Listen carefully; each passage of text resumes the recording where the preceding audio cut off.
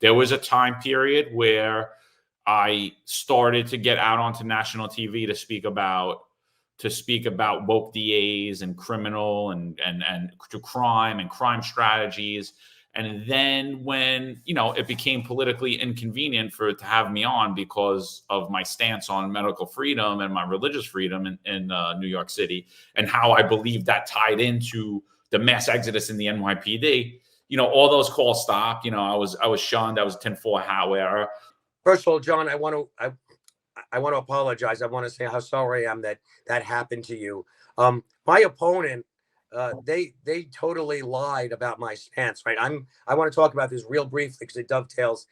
I think that the city council should do a deep dive into our response to COVID and put guardrails up so what happened to you never happens again.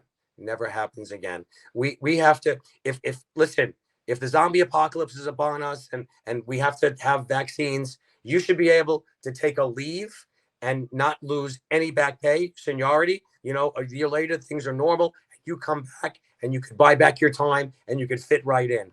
But most importantly, I don't think, especially a new vaccine should never, ever, we should never, ever be forced in anybody to take it. So again, I'm so sorry that happened to you.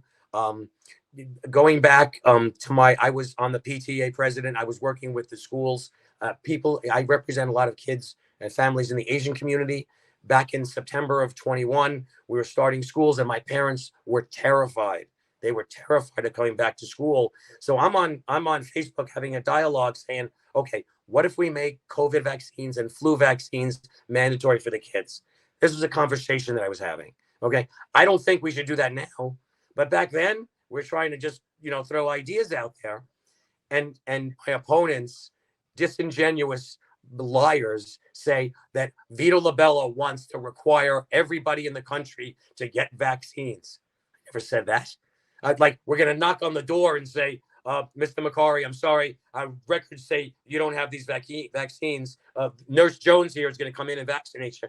That's baloney, right? I never said that, never implied that. I was trying to have a dialogue to try to make parents feel comfortable. But and again, we have to also differentiate between vaccines that have been around for 50 years, that everybody's kids have been getting for 50 years, and this new vaccine that's totally different, that I believe the government did lie to us or didn't tell us the full truth about the side effects of these vaccines. The government should never lie to you. They give you the pros and the cons, whatever they are, and then you have to decide.